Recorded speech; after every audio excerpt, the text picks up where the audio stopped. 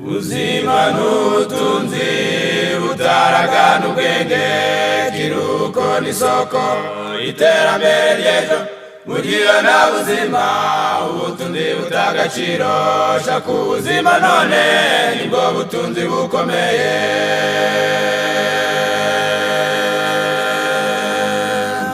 Muntu ufite ubuzima bwiza agira umumaro muri byinshi, yari mwisi barishima kuko igezageza ku bandi, n'Imana ubwayo iranezerwa kuko ufite icyo umaze ku isi, nibwiguhe inshingano nziza zikomeye z'iby'umwuka.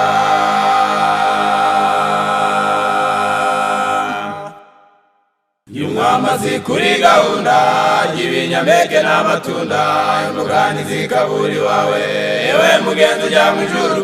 Nakura inyama n'urusenda, isukari, icyayi, ikawa n'umusururu, indita kuza umugisha nk'uko byagenze kwa Esawu. Turabashimiye kandi turabasuhuza. Amazina ni Mukamujeni Alice. Turagushimye Data wa twese, tugushimiye imbabazi n'urukundo rwawe uhora utugirira.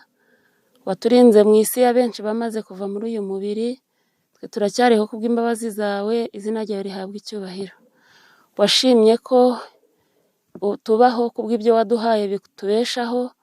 Uyu mwanya wemeye ko tuza kubisobanura kugira ngo bikize imibiri yacu yari yarazahajwe n'imirire mibi. Ngwino ubane natwe usobanure kuko ari ibyera kandi bikiza n'imitima, bifitanye isano n'iby'iyobokamana. Uzaduhe kubyumva, n'ababyumva bari kure nabo ubahe kubikunda no kubishobozwa, tubisabye mu izina rya Yesu, amen. Turabashimiye kandi turabasuhuza. Amazina ni Mukamujeni Alice. Iri shami ry'imirire rifitanye isano n'ubuzima bwacu bwamaze kuzahazwa n'indwara n'ubumuga, nanone kandi bifitanye isano n'ubukristo n'imico myiza mu bantu. Niyo mpamvu Imana yategetse ko bibaho, iduha uburyo bwo kubikora kugira ngo bitugwe neza, kuko ijambo ry'Imana rivuga ko ntitwashobora guhimbaza Imana, ntitwanezeza Imana, imibiri yacu ari iminyantege nke irwaragura. Rero kubw'ibyo, kuko kurya atari umuntu wabitegetse ahubwo ryashyizweho n'Imana ikirema mwene muntu, yamuhaye ubuzima ariko kugira ngo abeho ariye. Rero twakwibaza neza, ese Imana ikirema umuntu kugira ngo abeho amegubwe neza, yabayeho agaburirwa ate? Imana yamugeneye iki? Umuntu ataracumura akiri muri Edeni yagombaga kurya atavunitse, atabanje guteka, kuko yagombaga gutungwa n'imbuto cyangwa se amatunda. Ariko umuntu amaze gukora icyaha, Imana yabonye ko umuntu azahaye, imugaburira ibyo kurya bimubeshaho kugira ngo umubiri wari uzahajwe n'icyaha, uburibwe cyangwa se intege nke bitazamushobora, imugenera ibyo kurya. Itangiriro igice cya 3 uhereye ku murongo wa 27 hagaragaza ko umuntu akimara gukora icyaha, Adamu yategetswe ko agomba kujya arya abanje yatutubikana, yerekwa ko agomba kugaburirwa kujya arya imboga kugira ngo zimugushe neza, agire amagara mazima. Bitewe no kunyuranya n'iyo gahunda y'Imana, byateye abantu kurwara babanyantege nke. Imana igenera umuntu kujya arya imbuto, ibinyampeke, kugira ngo nabwo bimuhe ubwenge buzima, agire imbaraga.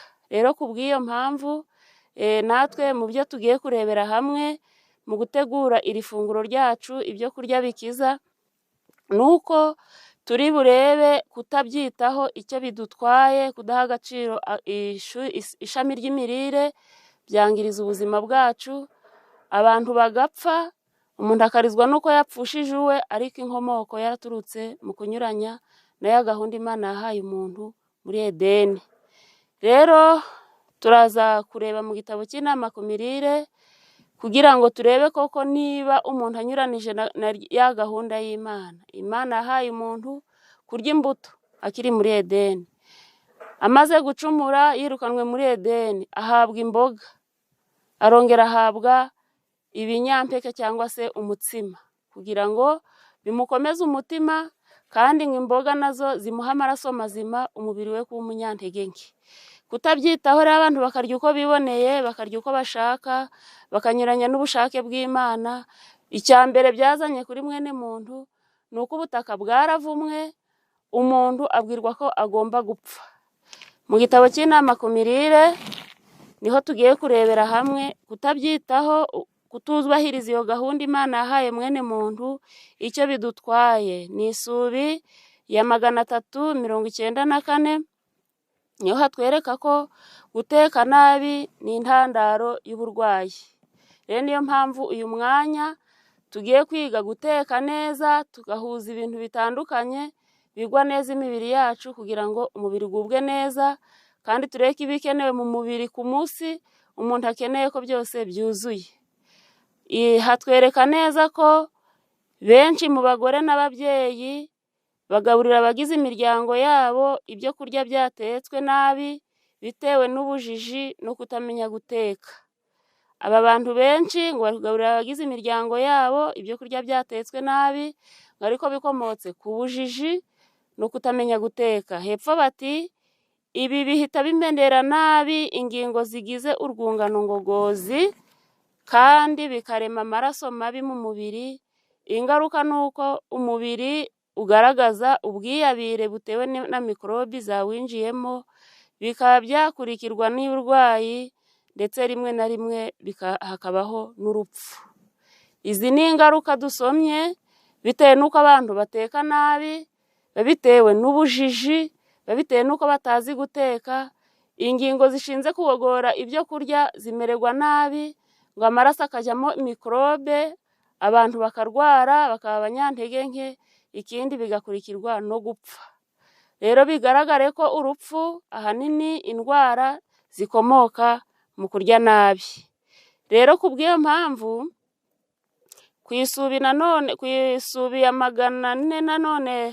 394 ariko hasi haratwereka ko abantu bateka ibyo kurya bafite inshingano yera yo kumenya uburyo bwo gutegura no guteka ibyo kurya bituma umubiri ugira imbaraga, amagara mazima. Ngo abantu bategura ibyo kurya ngo bafite inshingano yera bitewe n'uko bari gutegurira abantu amagara mazima. Rero ntabwo dukwiriye gupfa guteka gusa, ahubwo dukwiriye guteka kugira ngo dukumire indwara, dukwiriye guteka kugira ngo dukumire gupfa, kandi bitume imibiri yacu igira imbaraga. Turongera turebe nanone muri iki gitabo cy'inama ku mirire, turebe izindi ngorane nanone zikomotse mu guteka nabi bitewe n'uko abantu bapfa guteka gusa. Ni isubi ya 498. Aha hatwereka urugero rw'abantu batetse bagateka uko babonye, biza kugira ingaruka zo kwica ubuzima bw'inyamaswa, ndetse bigaragare ko iyo uyu muntu aza kubigaburira umuryango nabo bari gupfa. Haravuze hati akenshi abantu babona ko umugati w'ingano uremereye ukagira akantu ko kurura ugasa nk'udahiye neza. Ibi biterwa no kuba abantu badashaka kwiga ngo bamenye akamaro ko guteka umugati. Bigaragare ko umuntu apfa guteka uko abyumvise maze agateka ibitameze neza. Rimwe na rimwe dusanga ko udusate tw'imigati, ibisuguti byorohereye n'ibindi nk'ibyo biba bimeze nk'uko bitatetswe neza ngo bishye. Abatetsi icyo gihe bakubwira ko babasha kubikora neza bakurikije uburyo bari basanzwe babikoresha mbere, ariko mu by'ukuri usanga ko abagize imiryango baba badakunda imigati yuzuye, bakumva ko kuwukoresha bitamara inzara. Ahangaha turaza kureba neza ko guteka ni ikintu cy'agaciro umuntu akwiriye kwinjiramo yitonze, akwiriye kwinjiramo yatunganyije, akwiriye kwinjiramo yakoze ibintu neza ku buryo abategurira nawe bibagwa amahoro. Ushobora gutegura ufite nk'ibyo kurya bimaze iminsi bishaje ukumva ntacyo bitwaye ariko bishobora kwangiriza ubuzima. Ufite gutegura amafunguro ukayategura mu buryo bufite umwanda nabwo ukumva ko ntacyo bitwaye nubwo waba washyizemo ibiryoshye ariko nubwo abantu barya bagahaga ariko nabyo bifiteho ingaruka.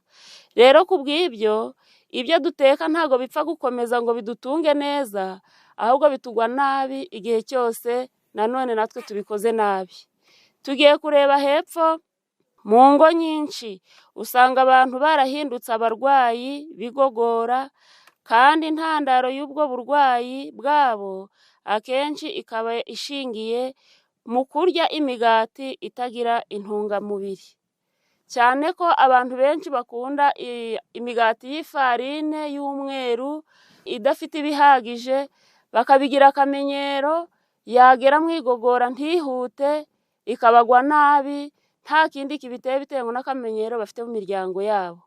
Rero niyo mpamvu dukwiriye kumenya gutunganya amafunguro yacu kugira ngo ibyo turya bibe bihagije imibiri yacu, bibe bituguye neza mu ngingo zacu kandi n'amaraso agubwe neza atembere neza, dore ko iyo amaraso yamaze kwanduzwa n'imirire umuntu aba umunyantege nke akaba umuhanya kandi ntaba ahombye wenyine mu ntege nke ze, akaba ahombeje umuryango we. Abari kujya mu mishinga yindi ntibayijyemo bakakwirirwaho bitewe n'uko warwaye bigatuma uhombya umutungo wari kubeshaho umuryango ukagenda ku buzima bwawe. Rero akenshi bigaragare ko uburwayi abantu bafite, intege nk'abantu bafite mu buzima zikomotse mu kutamenya guteka ndetse n'abateka bakabitekana ubujiji akumva ko umugati amenyereye uhagije yemwe bagashyiramo n'ibyongera uburyohe ariko bigwa nabi igogora. Rero hepfo niho bakomeje baravuze ngo ariko se birakwiriye ko umugati mubi uhabwa abantu w'ibyo kurya? Iki ni ikibazo kandi wasubiza ngo ntabwo bikwiriye ko umugati mubi uhabwa abantu ngo bawuhindure ibyo kurya. Mwe kwemera ko ujya mu gifu ngo cyuhindure amaraso. Umugati mubi ntitwemere ko winjira mu gifu ngo igifu cyacu kihundira amaraso, uko ugiyemo ari mubi n'amaraso araba mabi.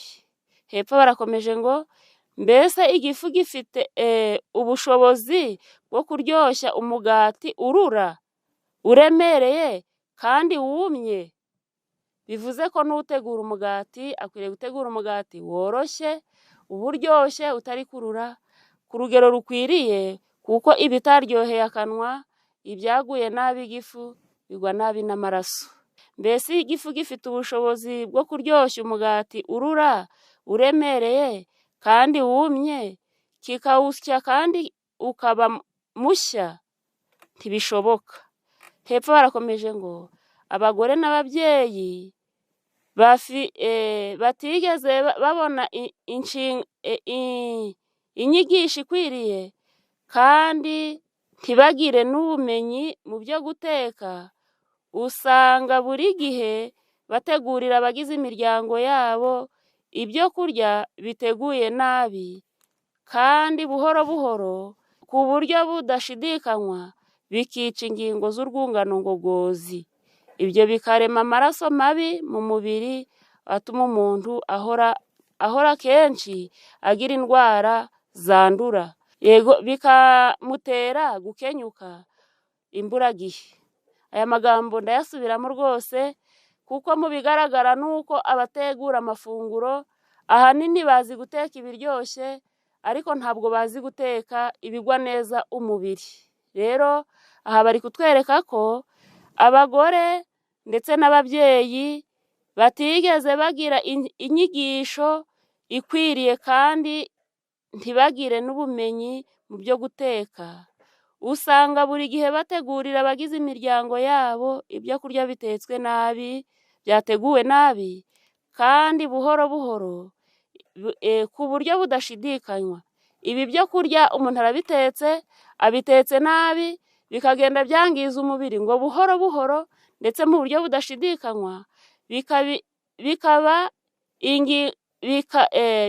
bikica ingingo z'urwungano ngogozi.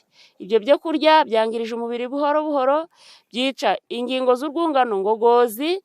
Hepfo bati ibyo bikarema amaraso mabi mu mubiri, atuma umuntu ahora akenshi agira indwara zandura, bikamutera gukenyuka imburagihe. Bigaragare ko abantu bahindutse ibimuga, abandi barapfuye, ariko nta n'inkomoko yaturutse, ni mu guteka nabi.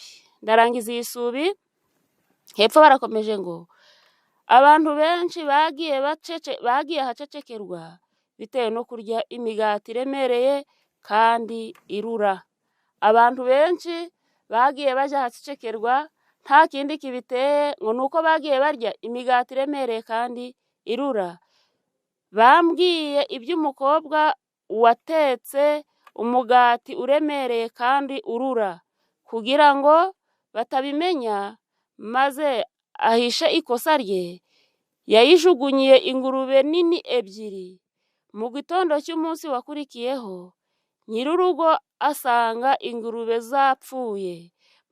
Mu gushaka kumenya icyabiteye, yabonye udusate tw'iyo migati, ahita akoresha nketi, maze wa mukobwa yemera ko ari we wabikoze. Ntiyumvaga ko hari icyo iyo migati izatwara ingurube. Niba umugati uremereye kandi urura ubasha kwica ingurube zirya inzoka n'indi myanda y'uburyo bwose, ni iyihe ngaruka yabaho ku rugingo ruzima nk'igifu cy'umuntu? Aha harakomeye cyane. Hari kutwereka ko baduhaye urugero rw'umuntu ngo wakoze umugati, akora umugati urura, uremereye, utameze neza, ngo abonye ubaye mubi yanga kuwutawuterera ingurube zirawurya, zimaze kuwurya zihita zipfa. None baratweretse atese niba umugati warishe ingurube zirya inzoka zikarya n'indi myanda zigapfa, ese byagenda bite bigeze mu mubiri w'umuntu? Rero aha biratwereka ko mu gutegura amafunguro dukwiriye kubikora twitonze, tukabikora nta bindi duhugiyemo, kuko ni umurimo ukomeye cyane wo gutuma umuryango ugubwa neza, ni umurimo ukomeye cyane wo gutuma intekerezo zigubwa neza, kandi imibiri yacu nayo ikagira imbaraga.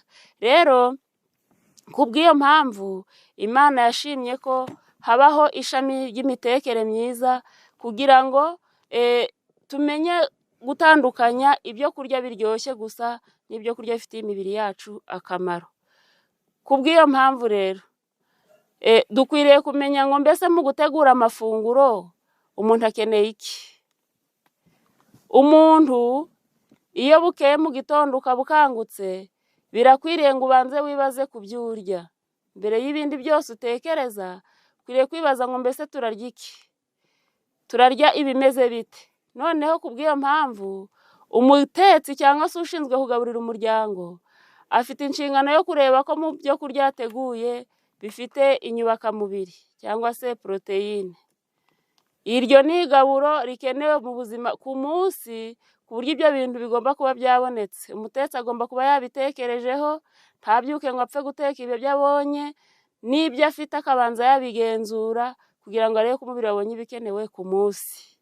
Bwa mbere akeneye kureba ko umuryango cyangwa se impagarike ibone inyubakamubiri. Icya kabiri, akwiriye kugenzura ko mu muryango cyangwa se mu mpagarike harimo icyo bita imyunyungugu. Icya gatatu, akwiriye kugenzura ko mu muryango habonetsemo ibiryoherera cyangwa se impagarike yawe. Icya kane, akwiriye kugenzura ko yabonyemo ibishyushya umubiri. Icya gatanu, akwiriye kureba ko yabonyemo amavitamine mu byo yagabuye, ko yabonetse. Igiheruka akwiriye kugenzura ko umubiri wabonye amazi. Rero bivuze ko mbere y'uko umuntu ahaguruka abyuka mu gitondo yinjira mu byo ashinzwe, cyane turabwira abashinzwe gutegura amafunguro, kugira ngo ugenzure ko ibyo bintu uko ari 6 wabibonye. Ni poroteyine, ni imyunyungugu, ni ibiryoherera, ni amavuta cyangwa se ibishyushya umubiri, ni amavitamine ndetse n'amazi. Ibi birakwiriye ko umuntu niba abyutse abiringanyiza ku buzima bw'impagarike y'umuryango. Rero turaza kwibaza ngo mbese ibiryoherera wabikura he, imyunyungugu wayikura he? Niyo mpamvu Imana ijya kurema ntiyitiranije, ahubwo ikintu cyose yaremye yagishyizemo ibikenewe kugira ngo mwene muntu amererwe neza. Wabisanga ahatandukanye, wabisanga nko mu bishyimbo irimo, mu bunyobwa irimo, iyo ni poroteyine ndi kuvuga, muri soya irimo, ndetse n'ibinyamisogwe nabyo birayifite. Wakwibaza ngo mbese imyunyungugu wayikura he? Imyunyungugu iboneka mu mboga, kandi imboga ziratandukanye, ni amoko yose y'imboga. Wakwibaza ngo mbese ibishyushya umubiri wabikura hehe? Ibishyushya umubiri biri mu mavuta cyangwa se n'ibinyamavuta, harimo ubunyobwa, harimo soya n'ibindi, na za sezame. Wakwibaza ngo ibiryoherera wabivana he? Ibinyampeke bifite isukari Imana yabishyizemo kugira ngo bitubesheho. Gukwiye kugenzura ko mu byo wateguye ku munsi ibyo bintu bihari. Ikindi twibaza, amavitamine ese wayakura hehe? Wareba ko mu byo uri kugabura watanzemo ikintu kitatetswe, kitahuye n'umuriro, ikibisi wagikomora mu mbuto, wagikomora mu mboga, wagikomora mu binyampeke, mu bintu bitandukanye ariko bitahuye n'umuriro. Aho niho wakomora ikintu kibisi ukabonye amavitamine, nubwo aboneka no mu bitetse, ariko ibyibanze mbere yo gufata amafunguro ahiye ukabanza ikibisi. Ikindi duherutsaho ni amazi. Amazi mbere y'uko turya, mbere y'uko tugira aho tujya, dukwiriye kubanza kunywa amazi. Rero Imana idufashe, kandi buri wese aharanire kugira ngo aha agaciro ishami ry'imirire cyangwa se imirire ivura, kugira ngo nawe agire ubuzima bwiza, kuko kunyuranya n'iyo gahunda Imana yahaye mwene muntu akiva muri Edeni, ngo niho dukomoye uburibwe bw'umubiri, niho dukomoye intege nke zose, niho dukomoye gupfa, ndetse n'iby'umwuka nabyo bigasigingira bitewe n'uko abantu barya uko babibonye. Imana ibidushoboze mu izina rya Yesu. Ubuzima n'ubutunzi butaragana ubwenge, kiruko n'isoko iterambere ry'ejo.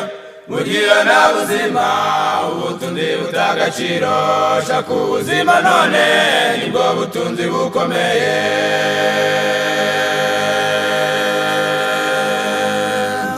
Muntu ufite ubuzima bwiza agira umumaro muri byinshi, yari mu isi barishima kuko igezageza ku bandi, n'Imana ubwayo iranezerwa kuko ufite icyo umaze ku isi, nibwiguhe inshingano nziza zikomeye z'iby'umwuka.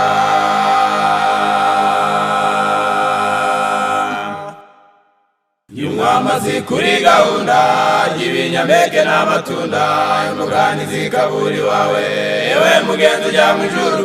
Nakura inyama n'urusenda, isukari, icyayi, ikawa n'umusururu, indi itakubuza umugisha nk'uko byagenze kwa Esawu.